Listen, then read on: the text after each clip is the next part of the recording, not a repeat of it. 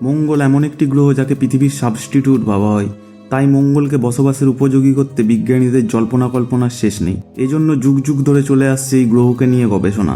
তেমনি এক গবেষণার অংশ হিসাবে নাসা অ্যারিস্ট্রি নামের এক মিশনে কয়েকজন বিজ্ঞানীকে মঙ্গল গ্রহে পাঠায়, কিন্তু সেখানে গিয়ে তারা ভয়ঙ্কর ধূলিঝড়ের কবলে পড়ে। তাড়াহুড়ো করে বিজ্ঞানীরা স্পেসশিপে করে মঙ্গল থেকে পালিয়ে আসে, কিন্তু একজন বিজ্ঞানী আহত হয়ে মঙ্গলের ধুলোর মাঝে তলিয়ে যায়।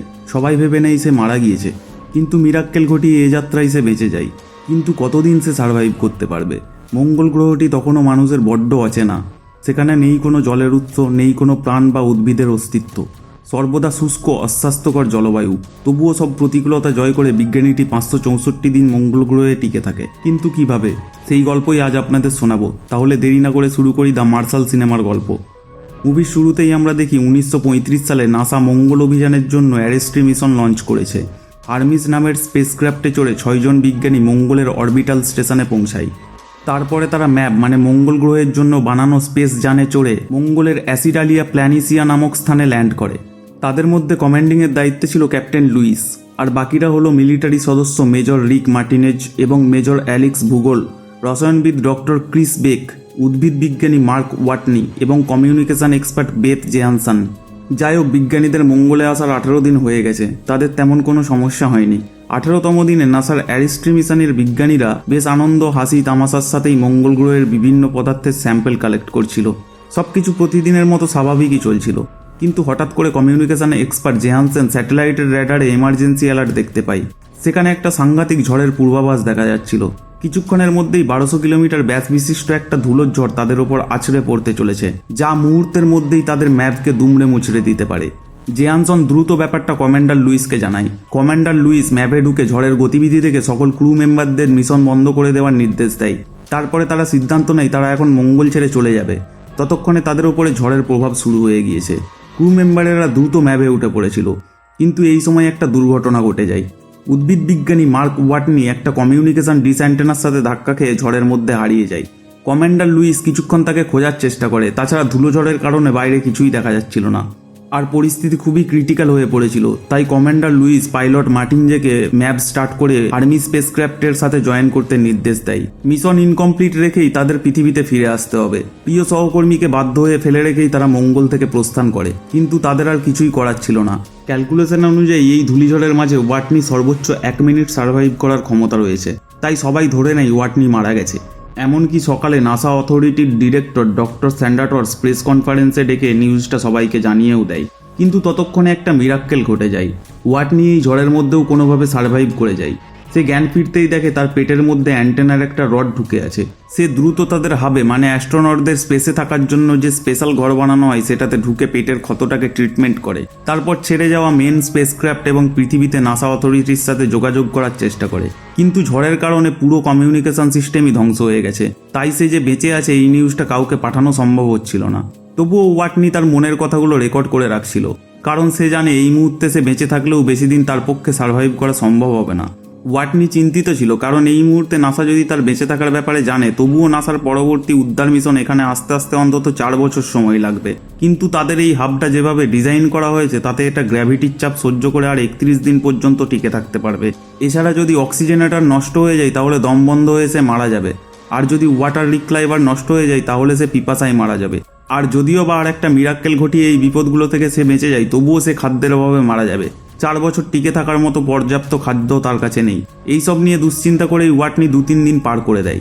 তারপরে ওয়াটনি সিদ্ধান্ত নেয় এখানে সে চাষাবাদ শুরু করবে। মঙ্গলের মতো শুষ্ক জায়গা যেখানে ব্যাকটেরিয়া পর্যন্ত জন্মাতে পারে না, সেখানে শস্য উৎপাদনের চিন্তা করাটা অনেকটা পাগলামির মতোই। তবুও ওয়াটনি শেষ চেষ্টা করে দেখতে চায়। সে চাষাবাদের জন্য একটা চেম্বার তৈরি করে, তারপরে সেই জায়গাটা মাটি দিয়ে ভরিয়ে দেয়। মাটির সাথে তাতে বর্জ্য মিশিয়ে সার তৈরি করে এবং সেখানে আলু লাগিয়ে দেয়।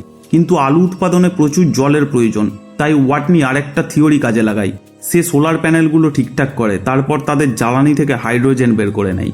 ওয়াটনি জানতো হাইড্রোজেনের সাথে অক্সিজেন নির্দিষ্ট তাপমাত্রায় পোড়ালে জল উৎপন্ন হয়, তাই সে জল উৎপাদনের একটা মেশিন তৈরি করে। কিন্তু প্রথমবারে হাইড্রোজেন আর অক্সিজেনের মাত্রার পার্থক্য থাকার কারণে একটা ছোট্ট বিস্ফোরণ ঘটে যায়। তবুও ওয়াটনি ঘাবড়ে না গিয়ে দ্বিতীয়বার চেষ্টা করতেই যন্ত্রটি কাজ করতে শুরু করে। অবশেষে জলের ব্যবস্থাও হয়ে যায়। ওয়াটনির এই পাগলামির জন্যই কয়েকদিন পরেই মঙ্গলের মাটি চিরে অঙ্কুরিত হয় প্রথম কোনো সবুজ উদ্ভিদ। এদিকে পৃথিবীতে তখনও তাকে নিয়ে শোকসভা চলছে। এমনকি তার ফিউরেনালের আয়োজনও হয়ে যায়, কারণ সে সবার কাছে এখন মৃত। ডিরেক্টর স্যান্ডার্স বক্তৃতা শেষ করে অফিসে ফিরতেই নাসার এই মঙ্গল মিশনের পরিচালক ভিনসেন্ট কাপুর তার কাছে গিয়ে বলে ওয়াটনির লাশটা তাদের ফিরিয়ে আনা উচিত, আর এর জন্য দ্রুত তাদের আরেকটা মিশন পাঠাতে হবে। কিন্তু স্যান্ডার্স ভিনসেন্টের অনুরোধ প্রত্যাখ্যান করে দেয়। এতে ভিনসেন্ট খুব আপসেট হয়ে পড়ে। তবে সে নাসার স্যাটেলাইট কমিউনিকেশন সেন্টারে মেডনি পার্ককে মেসেজ দেয় আর বলে ওয়াটনি যেখানে মরে গেছে সেই জায়গাটার দিকে রোভার টার্গেট করে জায়গাটাকে মনিটরিং করতে। অপারেটর জায়গাটার দিকে স্যাটেলাইট রোভার ঘোরাতেই একটা অদ্ভুত দৃশ্য দেখতে পায়। সে দ্রুত ভিনসেন্ট আর স্যান্ডার্সকে সেখানে আসার জন্য বলে। তারা র্যাডারে দেখতে পায় মঙ্গলের স্যাটেলাইট ডিশ অ্যান্টেনাগুলো যেখানে ছিল সেখান থেকে সেগুলো অন্যত্র সরে গিয়েছে। সাথে এটাও স্পষ্ট যে এগুলো জেনে বুঝেই সরানো হয়েছে এবং এগুলো ব্যবহার করা হচ্ছে। এটা থেকে তারা নিশ্চিত হয়ে যায় ওয়াটনি এখনও বেঁচে আছে আর সে যথাসময় সার্ভাইভ করে যাচ্ছে। এমন একটা মিরাক্কেল সামনে নেওয়া কঠিন ছিল। তাদের মধ্যে মিশ্র প্রতিক্রিয়া শুরু হয়। তারা মিডিয়াকেও ব্যাপারটা জানিয়ে দেয় এবং ওয়াটনিকে উদ্ধারের জন্য অ্যারেস-4 মিশনের প্রস্তুতি নিতে শুরু করে। তবে যেহেতু তাদের এই মিশন সম্পূর্ণ হতে 4 বছর সময় লাগবে, তারা ওয়াটনিকে খাবার এবং প্রয়োজনীয় জিনিসপত্র পাঠানোর জন্য একটা স্পেসশিপ রেডি করার চিন্তাভাবনা করে। অবশ্য এই সহায়তা ওয়াটনির কাছে পৌঁছাতে তাদের অন্তত 9 মাস সময় লাগবে। তারা উইশ করে ততদিন যেন ওয়াটনি সার্ভাইভ করতে পারে। ওয়াটনি অবশ্য তখন নাসা অথরিটির চেয়েও এক ধাপ এগিয়ে। সে মঙ্গলের একটা ম্যাপ বের করে হিসাব নিকাশ শুরু করে। নাসার পরবর্তী মিশন অ্যারোস-4-এর গবেষণা স্থান ক্যাফেরানি টেঞ্চ, যেটা তার ওখান থেকে প্রায় 3200 কিলোমিটার দূরে অবস্থিত। ওয়াটনির কাছে এই মুহূর্তে যেই রোভারটা রয়েছে সেটা সর্বোচ্চ 32 কিলোমিটার যেতে পারে, তারপরে আবার এটার ব্যাটারি চার্জ করা লাগে। তাই স্বাভাবিকভাবে স্ক্যাফেরানিতে পৌঁছাতে তার অন্তত 50 দিন সময় লাগবে। এই জন্য ওয়াটনি প্রস্তুতি নিতে শুরু করে। সে আর একটা পরিত্যক্ত রোভারের ব্যাটারি খুলে এই রোভারটার এনার্জি বাড়িয়ে দেয়, সেই সাথে প্রয়োজনীয় উপাদানগুলোর ব্যবহারও কমিয়ে দেয় যাতে এই রোভারটা আরও বেশি দূর পর্যন্ত যেতে পারে। এরই মধ্যে ওয়াটনি তার আলুর ক্ষেতে ঢুকে আনন্দে লাফিয়ে ওঠে, কারণ তার আলুর সুন্দর ফলন হয়েছে, যা দিয়ে সে আরও কিছুদিন এক্সট্রা সার্ভাইভ করতে পারবে। বড় আলুগুলো সে উঠিয়ে নেয় আর ছোট আলুগুলো মাটিতে আবারও পুঁতে দেয়, কারণ তাকে টিকে থাকতে হলে নিয়মিত চাষাবাদ করে যেতে হবে। কিন্তু চাষাবাদ করলে সে না হয় টিকে থাকতে পারবে, কিন্তু বাড়ি ফিরবে কিভাবে? বাড়ি ফিরতে হলে নাসার সাথে যোগাযোগ করা জরুরি। ওয়াটনি আবারও ম্যাপে নজর দেয়। সে ম্যাপের একটা জায়গাকে হাইলাইট করে যেখানে অনেক বছর আগে মঙ্গলে গবেষণার জন্য একটা রোভার পাঠানো হয়েছিল। এই রোভারটার নাম পাথফাইন্ডার, কিন্তু এটা 1997 সালে ডিসকানেক্ট হয়ে যায়। তবুও এই পাথফাইন্ডারটি খোঁজার জন্য ওয়াটনি বেরিয়ে পড়ে। এদিকে স্যাটেলাইট কমিউনিকেশন অফিসে বসে সবাই সবসময় স্যাটেলাইটের মাধ্যমে ওয়াটনিকে মনিটরিং করছিল। ওয়াটনিকে রোভারে চড়ে কোথাও একটা যেতে দেখে ভিনসেন্ট অবাক হয়ে যায়। সে মঙ্গলের ম্যাপ খুঁজে দেখার চেষ্টা করে ওয়াটনি ঠিক কোথায় যাচ্ছে। ম্যাপ দেখেই ভিনসেন্ট বুঝে যায় ওয়াটনি পাথফাইন্ডারের কাছে যাচ্ছে। তাই ভিনসেন্ট দ্রুত ক্যালিফোর্নিয়ার জেট পপুলেশন ল্যাবরেটরিতে চলে যায়, যেখান থেকে পাথফাইন্ডারকে নিয়ন্ত্রণ করা হতো। তারা পাথফাইন্ডারের কমিউনিকেশন সিস্টেমটা অনেক বছর পরে আবারও চালু করে। অন্যদিকে ওয়াটনিও ততক্ষণে পাথফাইন্ডারটা খুঁজে পায় আর ভেঙে যাওয়া পাথফাইন্ডারটা সারিয়ে তোলে। তারপরে সেটার ব্যাটারিকে চার্জ করতেই সেটি চালু হয়ে যায় আর সাথে সাথে ল্যাবরেটরিতেও সিগন্যাল পৌঁছে যায়। তারা ক্যামেরাটা অ্যাক্টিভেট করে দেয়, কিন্তু পাথফাইন্ডার থেকে শুধুমাত্র একমুখী সিগন্যাল পাঠানো যেত। মানে এটা শুধু মঙ্গলের ছবি তুলে পৃথিবীতে পাঠানোর জন্য ডিজাইন করা হয়েছিল। তাই ওয়াটনি পৃথিবীর সাথে কমিউনিকেশন করতে পারছিল না। এর জন্য ওয়াটনি একটা বুদ্ধি বের করে। সে রোভার থেকে 3টে প্লে কার্ড নিয়ে আসে আর সেগুলোর একটাতে লিখে দেয়, তোমরা কি আমাকে ডিটেক্ট করতে পেরেছো? এরপরে সেটা মাঝখানে বসিয়ে দেয় আর বাকি দুটো প্লে কার্ডের একটাতে ইয়েস আর অন্যটাতে নো লেখে। এই দুটো প্লে কার্ড দুপাশে বসিয়ে দেয়। ওয়াটনির বুদ্ধি দেখে ল্যাবরেটরিতে সবাই হেসে ফেলে। তারা ওয়াটনিকে সংকেত দিতে পাথফাইন্ডারের ক্যামেরাটা ইয়েস লেখা প্লে কার্ডের দিকে ঘুরিয়ে দেয়। এতে ওয়াটনিও বুঝতে পারে সে পৃথিবীর সাথে যোগাযোগ করতে পেরেছে। ওয়াটনি আনন্দে লাফাতে শুরু করে। দুই গ্রহের মাঝে এভাবে বেশ কিছু কথা চালাচালি হয়, কিন্তু এইভাবে কমিউনিকেশন চালানো খুবই সময় সাপেক্ষ ছিল।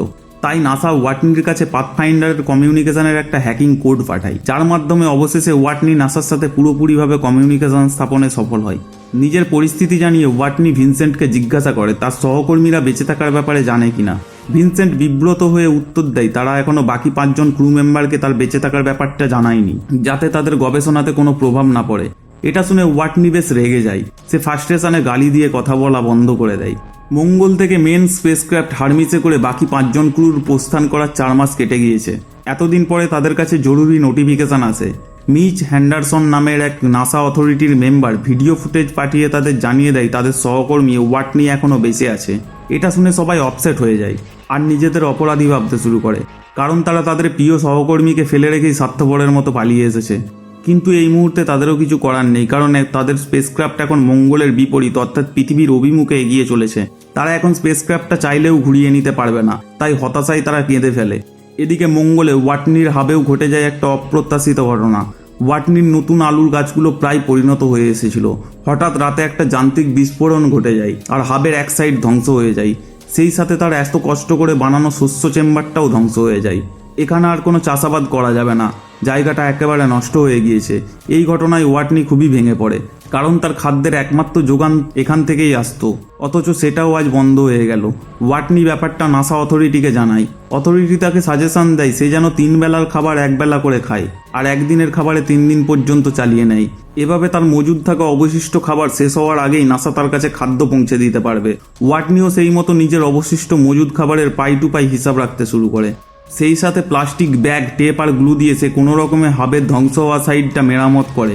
টেকসই না হলেও এটা আপাতত মোটামুটি স্টেবল থাকে, যাতে আরও কয়েকটা দিন সে সার্ভাইভ করতে পারে। ওয়াটনির আপসেট কাটতে না কাটতেই পৃথিবীতে আর একটা আপসেট হওয়ার মতো ঘটনা ঘটে যায়। ওয়াটনির কাছে খাদ্য সহায়তা পাঠানোর জন্য যে স্পেসশিপটা রেডি করা হচ্ছিল, তাড়াহুড়োই সেটাকে ঠিকভাবে টেস্ট না করেই মঙ্গলের উদ্দেশ্যে লঞ্চ করে দেওয়া হয়। আর এটা নাসার যে কত বড় ভুল সিদ্ধান্ত ছিল সেটা কিছুক্ষণের মধ্যেই তারা টের পেয়ে যায়। স্পেসশিপটা কিছু দূর ওঠার পরেই বায়ুমণ্ডলের চাপ সহ্য না করতে পেরে বিস্ফোরিত হয়ে যায়। এই ঘটনায় ওয়াটনি আরও বেশি হতাশ হয়ে পড়ে। সে এতটাই হতাশ হয়ে পড়ে যে প্রথমবারের মতো সে হারমিস কমান্ডার লুইসের কাছে মেসেজ পাঠায়। সে যেন ওয়াটনির পরিবারকে তার শেষ বার্তাটা জানিয়ে দেয়। তবুও এত কিছুর পরেও ওয়াটনি শেষ কটা দিন হাল না ছেড়ে স্ট্রাগল চালিয়ে যেতে থাকে। নাসাকে ব্যর্থ হতে দেখে ওয়াটনিকে খাদ্য সহায়তা পৌঁছে দেওয়ার জন্য সাহায্যের হাত বাড়িয়ে দেয় চায়না স্পেস অ্যাডমিনিস্ট্রেশন। সাহায্যের আড়ালে তাদের প্রযুক্তিগত ক্ষমতা ও বিশ্বকে দেখানোর জন্য চায়না এই সুযোগটা কাজে লাগায়। চায়নার কাছে অলরেডি প্রস্তুত করা একটা স্পেসক্রাফট ছিল যেটার নাম টায়াংসেন। এটা সর্বোচ্চ উন্নতি প্রযুক্তি দিয়ে বানানো হয়েছিল।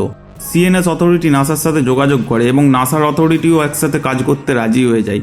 দুই পক্ষ মিলে টায়াংসেনকে মঙ্গলে পাঠানোর প্রস্তুতি নিচ্ছিল। এরই মধ্যে রিচ পার্ল নামের একজন অ্যাস্ট্রোডাইনামিক্স অথরিটির কাছে একটা প্রস্তাব নিয়ে যায়। রিচ জানায় সে ক্যালকুলেশন করে ওয়াটনির কাছে খাদ্য সহায়তা পৌঁছে দেওয়ার একটা সহজতম উপায় ভেবে বের করেছে। এই মুহূর্তে মঙ্গলের মেন স্পেসক্রাফট হারমিস যেহেতু পৃথিবীর দিকে এগিয়ে আসছে, তাই তারা হারমিসকে এই মিশনে কাজে লাগাবে। হারমিস যখন পৃথিবীর কাছাকাছি চলে আসবে তখন তারা হারমিসের গতি বাড়িয়ে দেবে। এতে হারমিস পৃথিবীতে ল্যান্ড না করে পৃথিবীর অভিকর্ষ বলের চারিদিকে একটা চক্কর মেরে আবারও মঙ্গলের দিকে মুখ ঘুরিয়ে চলে যাবে। আর এই সময় তারা স্পেসশিপের মাধ্যমে খাদ্যভর্তি একটা ম্যাপ হারমিসের সাথে জুড়ে দেবে। তখন হারমিস আবারও মঙ্গলের অরবিটে পৌঁছাবে এবং ওপর থেকেই মানে মঙ্গলে অবতরণ না করেই ওয়াটনির কাছে ম্যাপে করে খাদ্য সহায়তা পাঠিয়ে আবারও পৃথিবীতে ফিরে আসবে। কারণ মঙ্গলে অবতরণ করতে গেলে সেটা আর পৃথিবীতে ফিরে আসার মতো জ্বালানি থাকবে না। যাই হোক, রিচের এই প্ল্যানে রিস্ক থাকলেও তার ধারণা এটাই সর্বোচ্চ সহজ কৌশল হবে ওয়াটনিকে সাহায্য পৌঁছে দেওয়ার জন্য। কিন্তু রিচের প্ল্যান শোনার সাথে সাথেই ডিরেক্টর স্যান্ডার্স তার প্রত্যাখ্যান করে দেয় আর রিচকে সেখান থেকে বের করে দেয়। রিচের এই প্ল্যানটা তারা কেউই তেমন গুরুত্ব দেয় না, কারণ একজনকে বাঁচাতে গিয়ে তারা বাকি 5 জনের জীবনের ঝুঁকি কিছুতেই নিতে পারবে না। যাই হোক, এদিকে ওয়াটনি ততদিন বসে না থেকে মঙ্গলে তারা যে গবেষণার জন্য এসেছিল সেই গবেষণা চালিয়ে যাচ্ছিল। মানে 6 জন বিজ্ঞানীর কাজ সে একাই করে যাচ্ছিল।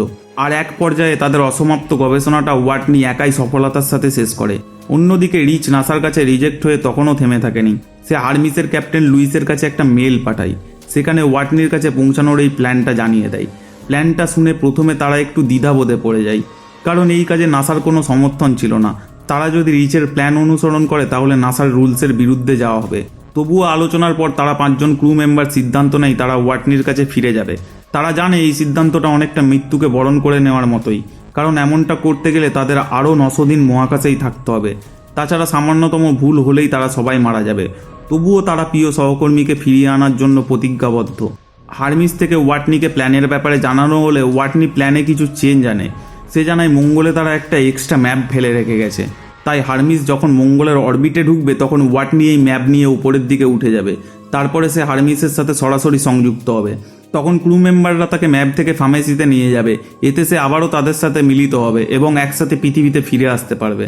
তারা খুব সহজেই প্ল্যানটা করে ফেলে, কিন্তু এই প্ল্যানটা যতটা সহজ মনে হচ্ছিল তার চেয়েও অনেক বেশি ডেঞ্জারাস ছিল।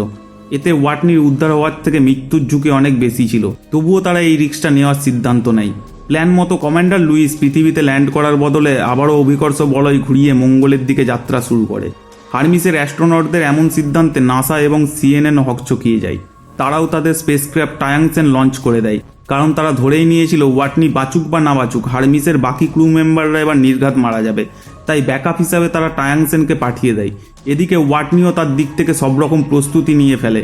এভাবে কেটে যায় 7 মাস। ওয়াটনি হাবের সমস্ত কানেকশন অফ করে দিয়ে রোভারে চড়ে ম্যাপের কাছে যাওয়া শুরু করে। কয়েকদিন পর সে ম্যাপে পৌঁছায়। তারপর স্নান, খাওয়া এবং অন্যান্য কাজ সেরে ম্যাপটাকে রিপেয়ার করতে শুরু করে। সে ম্যাপটা মেরামত করে আরও স্ট্রং করার চেষ্টা করে। সেই সাথে যেহেতু এটা অনেক ভারী ছিল, তাই ম্যাপটা হালকা করার জন্য এর ভেতরের অপ্রয়োজনীয় জিনিসপত্রগুলো বের করে দেয়, এমনকি এর ভারী ছাদটাও ফেলে দেয়। আর সেখানে প্লাস্টিক ব্যাগের মাধ্যমে আর্টিফিশিয়াল ছাদ লাগিয়ে দেয়। কয়েকদিনের প্রস্তুতিতে সে ম্যাপটা রেডি করে ফেলে। এরপরে আসে উদ্ধারের সেই দিনটি। পুরো পৃথিবী স্যাটেলাইট ফুটেজের দিকে অধীর হয়ে তাকিয়ে থাকে। সবার মুখে একটাই প্রশ্ন, ওয়াটনি কি শেষ পর্যন্ত উদ্ধার পাবে? নাসা কর্তৃপক্ষ মাথায় হাত দিয়ে র্যাডারে হারমিসের গতিবিধি একাধারে ট্র্যাক করে যাচ্ছিল। ওয়াটনি তার স্পেস স্যুট পরে ম্যাপে চড়ে বসে। হারমিসও মঙ্গলের অরবিটের কাছাকাছি এসে পৌঁছায়। তারপরে হারমিস থেকে ওয়াটনির ম্যাপটাকে রিমোট কন্ট্রোলের মাধ্যমে লঞ্চ করিয়ে দেওয়া হয়। ওয়াটনির ম্যাপ ছুটে চলে মঙ্গলের বায়ুমণ্ডলের দিকে, কিন্তু বায়ুমণ্ডলের প্রচুর চাপ থাকায় সে একসময় অজ্ঞান হয়ে পড়ে। বেশ কয়েক মিনিট সে সেন্সলেস হয়ে যায়। এই সময় পৃথিবীর সমস্ত মানুষের প্রায় দম বন্ধ হয়ে গিয়েছিল। তাদের মনের মধ্যে সংশয় কাজ করছিল, এই বুঝি সব শেষ। কিন্তু কয়েক মিনিট পরেই আবারও ওয়াটনির জ্ঞান ফিরে আসে। ওয়াটনির ছাড়া পেয়ে সবাই আবার হুল্লোড়ে মেতে ওঠে। কিন্তু হারমিসে তখন আরেকটা সমস্যা দেখা গিয়েছে। হারমিসের গতি প্রয়োজনের তুলনায় অনেক বেশি ছিল। এই গতিতে চলতে থাকলে তারা ম্যাপের দূরত্ব অতিক্রম করে যাবে, ফলে তারা ওয়াটনিকে হারিয়ে ফেলবে। তাই কমান্ডার লুইস একটা সাংঘাতিক সিদ্ধান্ত নেয়। সে ভোগেলকে বলে ইনস্ট্যান্ট এখানে যা আছে তাই দিয়ে একটা বোম তৈরি করতে। তারা বোম দিয়ে হারমিসের এয়ারলকটা উড়িয়ে দেবে, এতে হারমিসের গতি কমে যাবে। ভোগেল লুইসকে সাবধান করে, এরকম সিদ্ধান্ত সুইসাইড ছাড়া আর কিছুই নয়। তবুও লুইস তাকে নির্দেশ দেয় বোমটা বানাতে। ভোগেলও কয়েক মিনিটের মধ্যে একটা বোম বানিয়ে এয়ারলকে লাগিয়ে দেয়। তারপর তারা প্রিজ এবং রিয়েক্টর রুমটা সিল করে দেয়, যাতে বাকি জায়গাটুকু বায়ুশূন্য হয়ে যায়। এতে বিস্ফোরণের প্রভাব পুরো স্পেসক্রাফটে পড়বে না। তাদের সেই রিস্কটা কাজে লাগে। এয়ারলক বিস্ফোরণে উড়ে যায়, সেই সাথে সাথে হারমিসের গতিও অনেকটা কমে যায়। তখন কমান্ডার লুইস একটা স্পেস চেয়ারে বসে হারমিসের বাইরে চলে আসে। সে ব্যালেন্স ঠিক রাখার জন্য একটা দড়ি বেঁধে রেখেছিল। এই দড়িতে ভর দিয়ে সে ওয়াটনির ম্যাপের কাছে যেতে চেয়েছিল, কিন্তু তাদের ক্যালকুলেশনে একটু ভুল থাকায় দড়িটা ওয়াটনির ম্যাপ পর্যন্ত পৌঁছায় না। তখন ওয়াটনি আবার একটা সাংঘাতিক কাজ করে ফেলে। সে ম্যাপ থেকে বেরিয়ে আসে, তারপর নিজের হাতে ফুটো করে। এতে অক্সিজেন লিক হয়ে তার স্পেস স্যুটে এক ধরনের ফোর্সের সৃষ্টি হয়, আর সে অনেকটা উড়ে কমান্ডার লুইসের কাছে পৌঁছে যায়। কমান্ডার লুইস হাত বাড়িয়ে ওয়াটনিকে ধরতে যায়, কিন্তু হাত ফসকে ওয়াটনি দূরে সরে যায়। যদিও ঠিক সেই মুহূর্তে সে দড়ির একটা প্রান্ত ধরে ফেলে। তারপরে কমান্ডার লুইস তাকে টেনে নিজের কাছে নিয়ে আসে।